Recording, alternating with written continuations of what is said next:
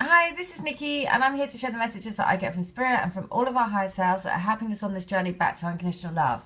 Love the journey, love each other, and back to our soul group that are most definitely helping us on this journey back to our true divine loves. And so I've been guided to do divine love healing, and I use Holy Fire Reiki and crystals, and I connect to your souls and get you the messages that your souls want you to know to put your highest on your highest path, as well as that you receive a Reiki healing for you and your twin. And I can identify any blockers, and basically the healing will go to wherever it needs to go for your highest good.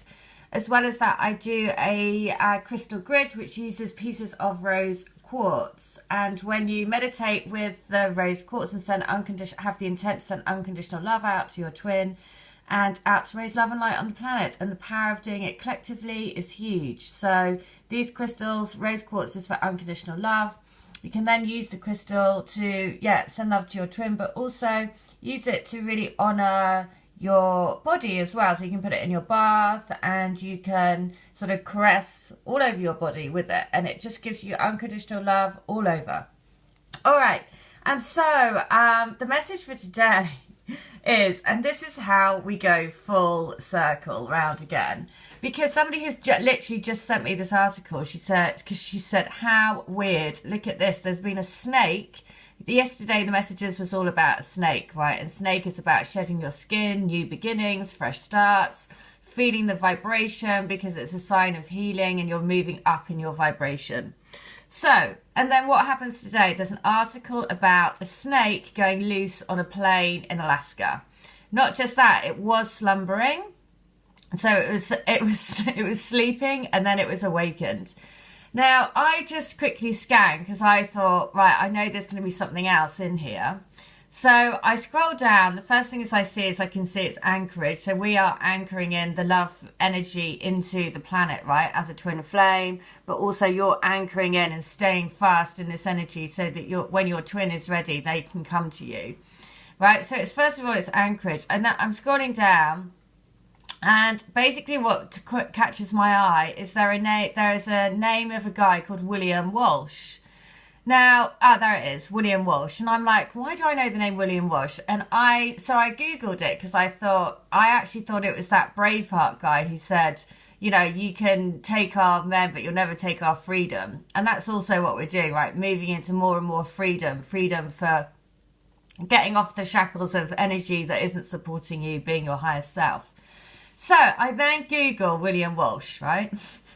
So William Walsh, and then this comes up. Now, we've had a message a while ago about, or last week, you know, the weeks roll into one, but around St. Paul's Cathedral. So I look at William Walsh, and he was the prebendary of St. Paul's Cathedral. And he was also Archdeacon of Canterbury. So I'm like, are you joking me? So we're going back to where we were, you know, basically a couple of weeks ago around St. Paul's Cathedral. And so then it made me remember that at St. Paul's Cathedral, there was some artists, they were doing exhibitions. So I then thought, right, I'm going to go and have a look to see what's at St. Paul's Cathedral. Now, I remembered again that there's so many signs. It was 1711. The actual dean there is called David, and we've got Star of David, and, you know, I'm not going to, all of those things that we've been going on about. So then I scroll down to where the art is. Now we've had John Lennon, right? John Lennon has been a theme because of his, you know, basically the Beatles, and they have messages a lot all the way through their songs. But also because him and Yoko Ono were, you know, I think a twin flame couple, right? So guess who did an exhibition? I mean, and there's very, very few people that do exhibitions at St. Paul's Cathedral. But guess who did? Yoko Ono. I was like, are you actually kidding me? So yet again, we go absolutely full circle, because the reason why this came up as well is that somebody that I did healing for, her twin works near St. Paul's Cathedral.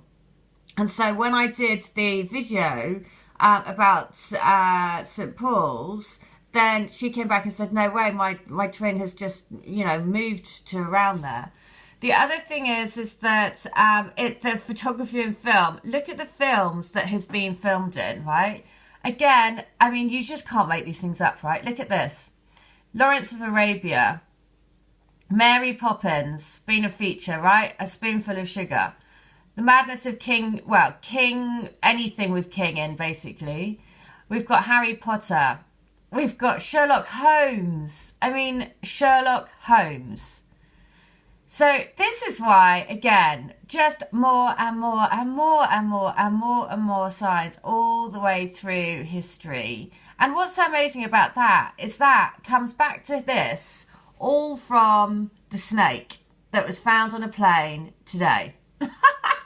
So you see, this is what's so amazing, because everything always wants to come back to, you know, basically a link somewhere back to a twin flame that has been in history.